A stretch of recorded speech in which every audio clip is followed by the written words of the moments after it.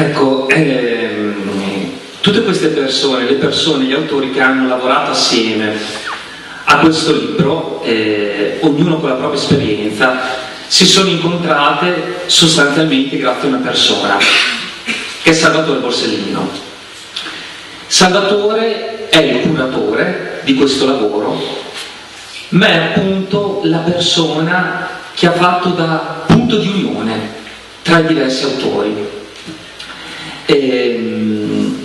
Io personalmente ho conosciuto Salvatore attraverso internet nel 2007, quando lui, dopo diversi anni di silenzio, decise di prendere nuovamente una posizione pubblica sulla mancanza di verità, sostanzialmente sulla verità su quelli che erano esecutori e mandanti della strage in cui era stato ucciso suo fratello Paolo.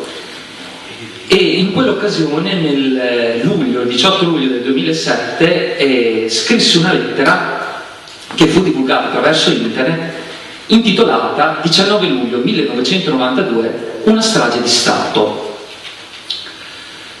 In questa lettera Salvatore chiedeva conto soprattutto delle totali inerzie, inadempienze che lo Stato aveva mostrato nel tutelare la vita di suo fratello Paolo e dei 5 agenti di scorta, ma non cose, non so, dispositivi di intercettazione di esplosivi, di intercettazioni telefoniche. Non c'era un divieto di sosta nella via in cui Paolo andava a trovare sua madre in via D'Amelio. Quindi Salvatore nel 2007 chiede con forza conto di queste inadempienze, dietro le quali si intuiva già, si celano nel caso migliore, delle inerzie. Oggi, alla luce anche della sentenza Borsellino Quater, possiamo dire, anche perché è sentenza di primo grado, ma il depistaggio accertato, il fatto non viene, è già noto. Un conto, come diceva Giovanni, sono i fatti già accertati, un conto è quello che è stabilito in via definitiva da una sentenza. Il depistaggio dell'indagine della strage di via D'Amelio è stato accertato. Quella lettera che scrisse Salvatore per chiedere con forza che venisse data, che la magistratura facesse nuovamente la propria parte per individuare i responsabili della strage, erano state individuate all'epoca solo una parte degli esecutori, soprattutto appartenenti a Cosa Nostra fondamentalmente, mandanti ed esecutori, e per carità, ma era evidente che c'erano altri soggetti esterni all'organizzazione che avevano concorso alla strage. Quella lettera si diffuse in rete come un virus, fu ripresa da tanti piccoli siti, alcuni siti ad esempio un sito era www.marcotravaglio.it, dove venivano pubblicati articoli scritti all'epoca. Marco Travaglio era un giornalista, credo che pubblicava sull'Unità, aveva una rubrica, e tante altre fonti, e attraverso la rete in pratica noi ci conoscemmo, e da lì partì l'attività di quello che poi è stato il movimento Agenda Rossella. Quindi ci siamo conosciuti con Federica, con Angelo Garavaglia Fragetta, di cui vedrete questo video, questo lavoro che verrà presentato stasera qui, in parte inedito, è la prima volta che viene presentato, e dopo siamo entrati in contatto con Fabio Reci e poi anche con gli altri autori del libro che presentiamo. Ecco, a distanza di 10 anni da quella lettera di Salvatore, quello che lui scrisse nella lettera è stato riconosciuto nella sentenza Borsellino Quater il 20 aprile 2017. Uno dei risultati di quello per cui lui ha combattuto è diventato scritto nero su bianco in una pronuncia della magistratura. Quindi via D'Amelio e le indagini su via D'Amelio, uno dei più gravi depistaggi della storia giudiziaria italiana. Questo è scritto oggi nella sentenza. Io vorrei chiedere a Salvatore, per favore, se possibile, di partire proprio da questo legame tra quella lettera scritta nel 2007 e la sentenza Borsellino Quater, per parlarci di questi ultimi anni.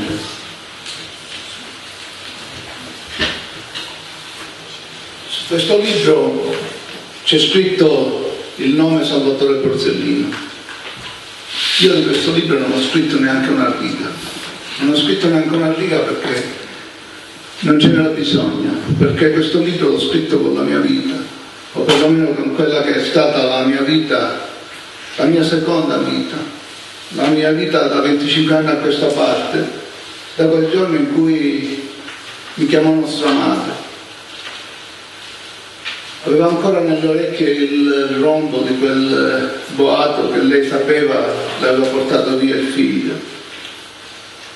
Fabio, tu hai parlato giustamente di tante mamme che sono morte senza avere verità e giustizia. Ecco, tra queste mamme c'è anche Maria Pia Lepert.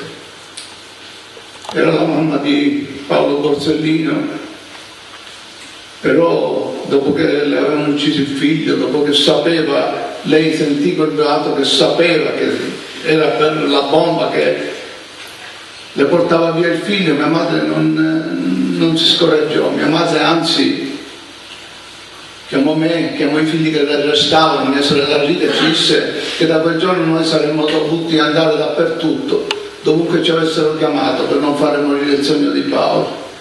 Ed io è quello che faccio da 25 anni, anche se in maniera diversa, anche con tanti momenti diversi, momenti di scoraggiamento, momenti di sconforto, momenti di rabbia, momenti di speranza. Sono stato un caleidoscopio la mia vita da allora a oggi, però una cosa le ha guidate durante questi 25 anni, quello di cui parlava prima il presidente Spinoza. Diceva, in questo libro ci sono tutte le persone che non si rassegnano. Ecco, io non mi rassegnerò mai, non mi rassegnerò mai, perché mio fratello è come un soldato che è andato a combattere una guerra. Non ci dovrebbero essere le guerre, ma ci sono dappertutto, e fanno morti, sangue, stragi. E se vai in guerra a combattere un nemico, devi mettere in conto che il nemico ti possa uccidere. È quasi normale che succeda. Vai per uccidere il nemico perché non esistono le missioni di pace. Le guerre sono tutte guerre, basta. Vai in guerra per uccidere un nemico, il nemico ti può uccidere, è nel conto che possa succedere. E se tu hai un fratello che 27 anni fa è andato in guerra ad uccidere un nemico, e in questa guerra ha perso la vita, 27 anni dopo non sei lì a combattere, hai di tu e quel fratello i ricordi più dolci, più belli, sono quelli che restano. Ma se tuo fratello è andato in guerra a combattere un nemico, e ad ucciderlo non è stato il nemico che era andato a combattere, ma è stato anche il fuoco che gli arrivava dalle spalle, da chi avrebbe dovuto combattere insieme a lui, allora questo non è normale, questo non si può dimenticare. Queste sono ferite che non si possono chiudere. Potranno passare non 27 anni, ma ne potranno passare 50, ne potranno passare 100, e tu continuerai a combattere per avere verità e giustizia per quel tuo fratello ucciso. Ed è quello che io faccio da 25 anni. Da 25 anni, ma da solo non avrei potuto far nulla, da solo non avrei potuto riuscirci. All'inizio, negli anni subito dopo l'assassino di mio fratello, io credevo che ci fossero state solo delle inadempienze, credevo solo che mio fratello non fosse stato protetto abbastanza, ma poi ero stato così quasi stordito da quello che era successo, alla reazione che c'era nella gente, nelle persone, in tutto il nostro paese di fronte a quell'assassino che arrivava soltanto 27 giorni dopo l'assassinio di Giovanni Falcone, del vero fratello di Paolo, che io parlavo alle persone, ai ragazzi soprattutto, dove andavo nelle scuole, dove andavo a parlavo di speranza, perché ero convinto che già fosse bastata la morte di mio fratello a cambiare, a realizzare il suo sogno, a cambiare le cose nel nostro paese. E l'ho creduto per anni, l'ho creduto vedendo la reazione della gente, vedendo quella che sembrava essere la reazione dello Stato, i mafiosi che vennero presi dalle celle del Luccerdone, dove avevano festeggiato con aragoste e champagne la morte di Giovanni Falcone e che avevano fatto già arrivare le casse di champagne per festeggiare quella di Paolo Borsellino. Vennero presi, messi sui aerei militari, portati a Pianosa, all'Asinara. Sembrava che la parte sana dello Stato reagisse. E io in quegli anni, figuratevi, arrivai a dire che se Dio aveva voluto che mio fratello morisse perché il nostro disgraziato paese potesse cambiare, io ringraziavo Dio di averlo fatto morire. Ringraziavo Dio perché sapevo che quello era il sogno di Paolo e sapevo che Paolo, dovunque si trovasse, sarebbe stato felice di vedere che anche se grazie alla sua morte il nostro paese stava cambiando. L'ho creduto e ho parlato fino a che ho creduto in questo, fino a che ho avuto la speranza. Poi a poco l'indifferenza cominciò a rimontare, il puzzo del compromesso morale, dell'indifferenza, della continuità, della complicità. E non sono parole mie, sono parole di Paolo. Cominciò di nuovo ad ammorbare l'area del nostro paese, svanì quello che sembrava di avere sentito il fresco profumo di libertà per cui Paolo e i suoi ragazzi avevano sacrificato la sua vita. E io persi la speranza, e perdendo la speranza ritenni di non avere più diritto di parlare.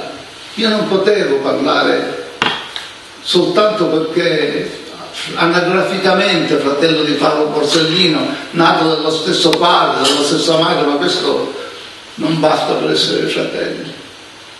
Non potevo parlare in nome di quel mio fratello che la memoria, la speranza l'aveva mantenuta fino all'ultimo giorno della sua vita. Se nell'ultima sua lettera arriva a scrivere sono ottimista, quando sa che a Palermo è arrivato il Semitex che servirà per ucciderlo, eppure riesce a dire di essere ottimista, ed era una lettera che scriveva a dei giovani, dei ragazzi di Padova, del liceo di Padova, ai quali rispondeva ad una lettera che gli avevano scritto. E se lui nell'ultimo giorno della sua vita, quando sa di essere ucciso, può nutrire la speranza, che diritto avevo io a parlare in nome di Paolo se questa speranza non c'era loro più?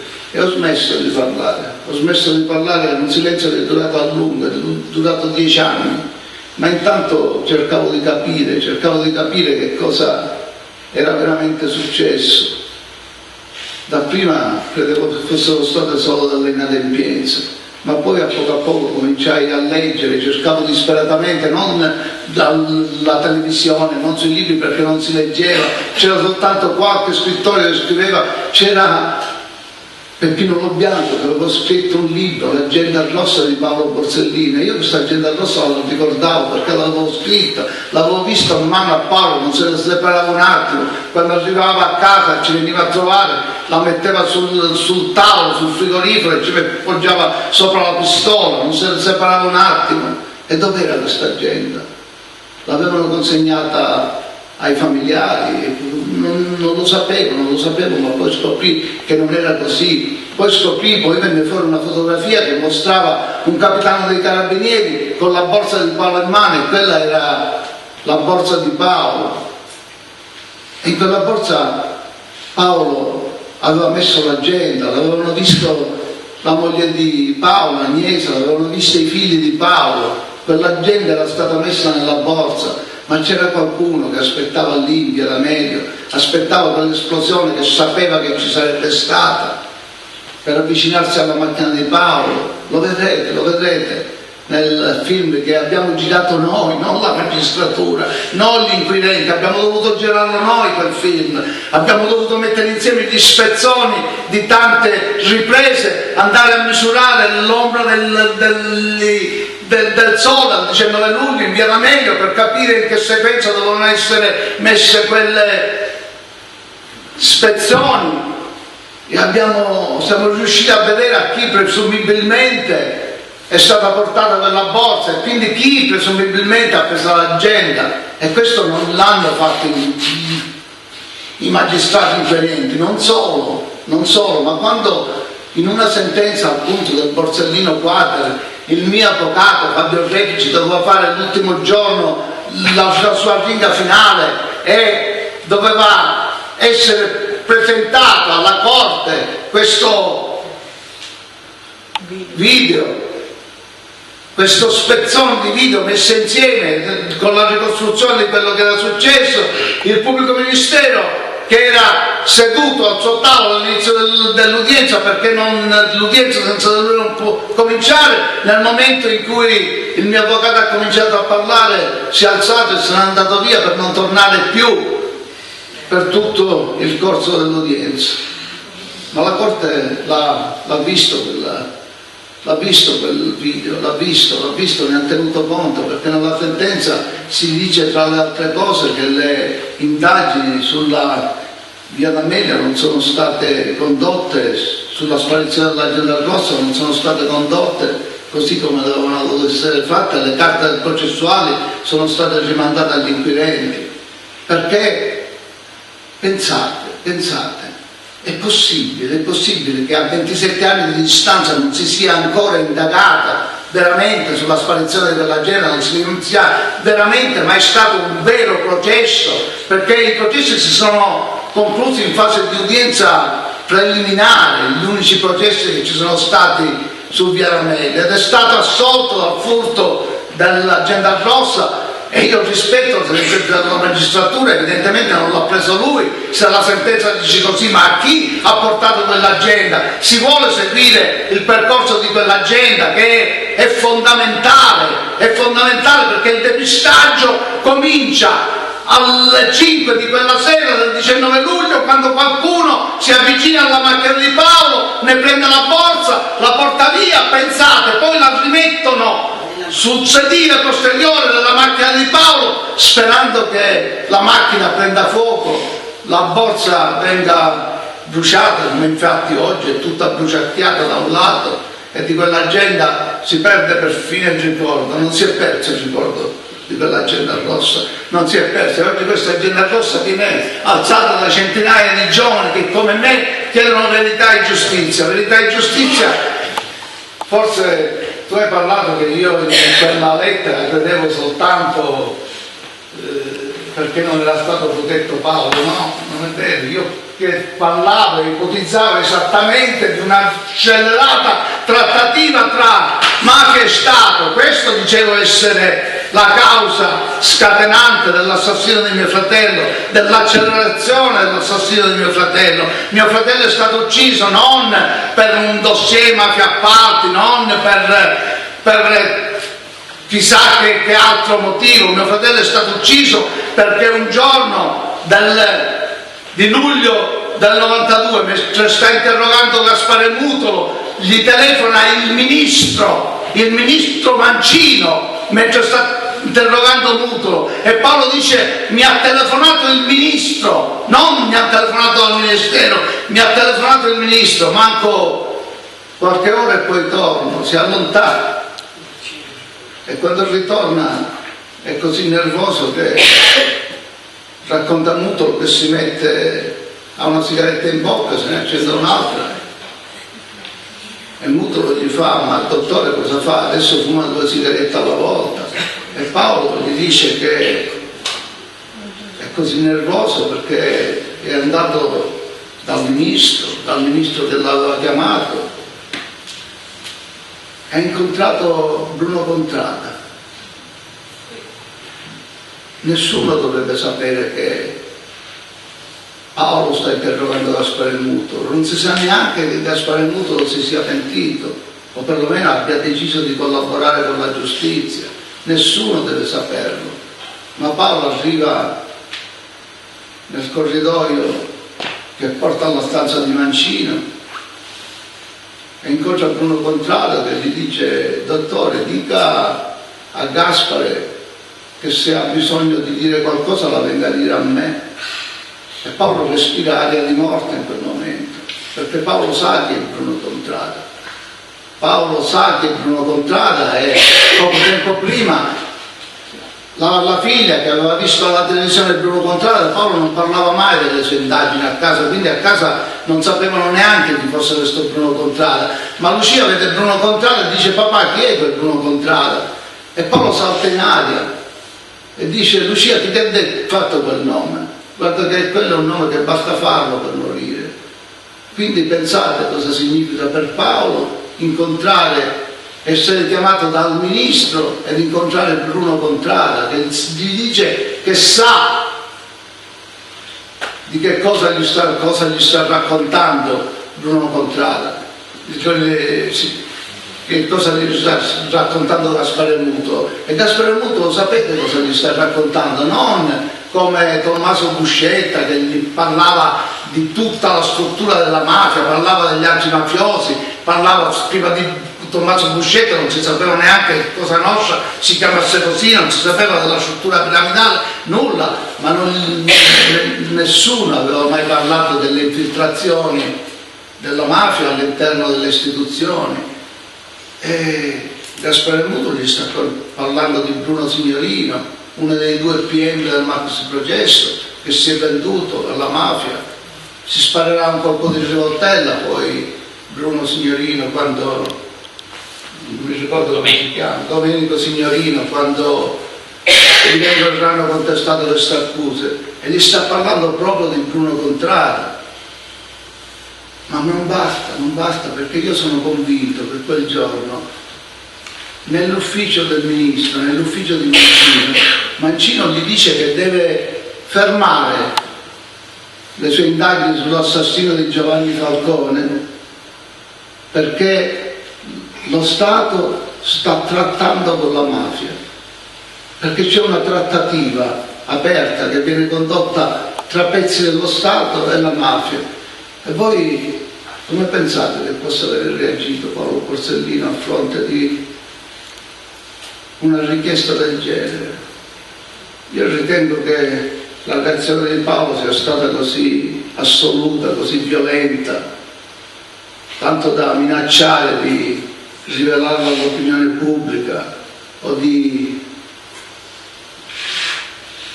perseguirla come un reato, che a questo punto non esisteva che una possibilità: eliminarlo in fretta e fare sparire la sua agenda rossa, senza la quale, la sparizione della quale, il suo assassino, la sua eliminazione non sarebbe servita a niente.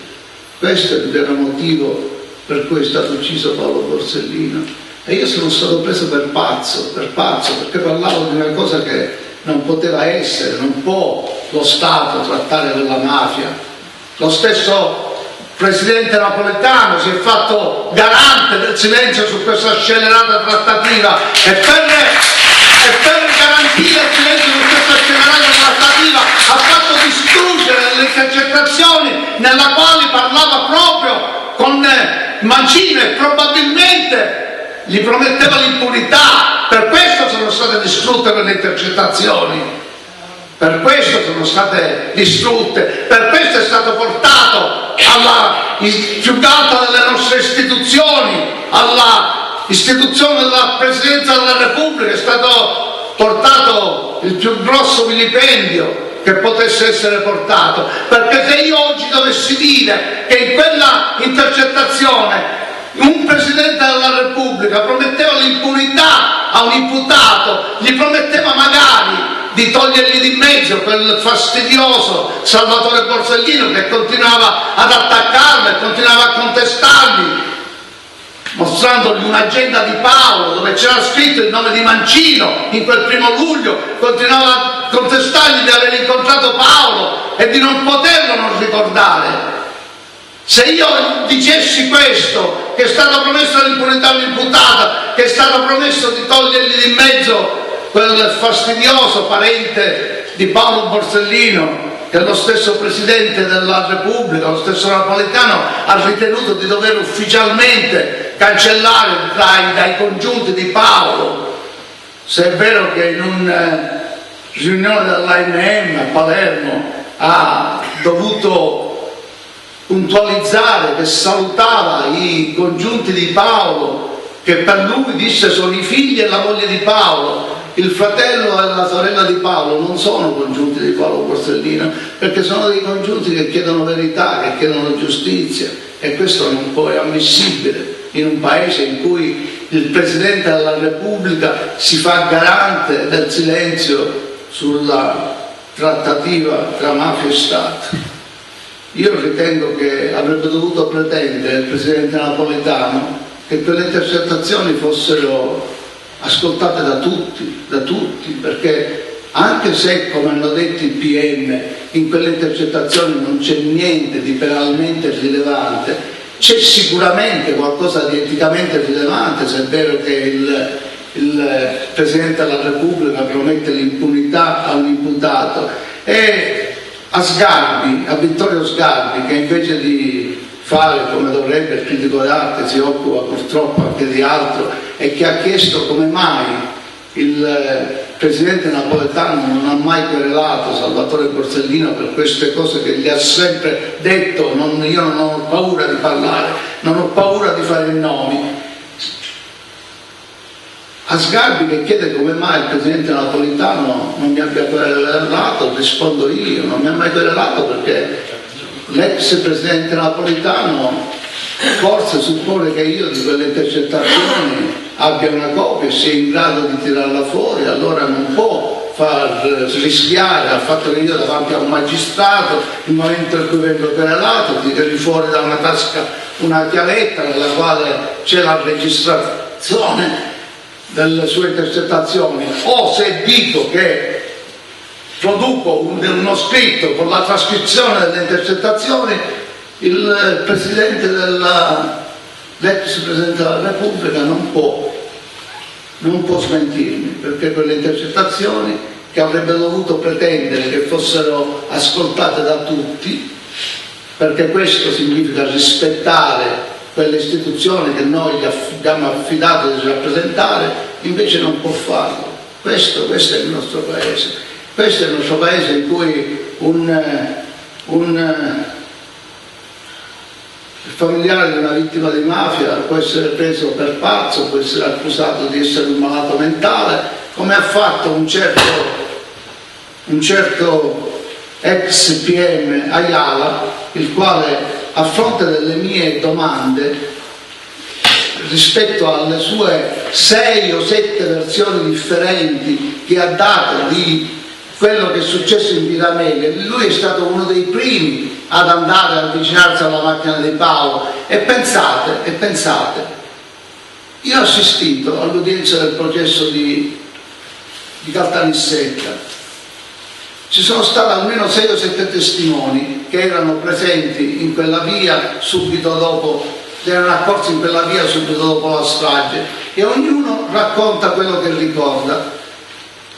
Io ho dovuto ascoltare, senza che nessuno dei PM abbia risposto un confronto tra questi, ascoltare testimonianze di persone che dicevano delle cose come se fossero state in 7 luoghi diversi, avessero visto cose completamente diverse. Altrimenti come può fare il capo squadra dei pompieri, il primo che arriva, a dire che la prima cosa che ha fatto è di guardare dentro le macchine che c'erano in Via D'Amelio, quelle poche che non erano state bruciate, non erano state ridotte a rottame, ha guardato attraverso i vetri, perché il suo primo compito è quello di verificare se c'è qualche ferito all'interno della macchina per poterlo soccorrere, e dice che non ha visto niente perché i vetri erano tutti anneriti dal fumo e quindi non si vedeva nulla. Come si adatta questo a quello che dice Ayala, di essersi avvicinato alla macchina di Paolo, avere guardato dei vetri, avere visto la borsa di Paolo e quindi averla fatta?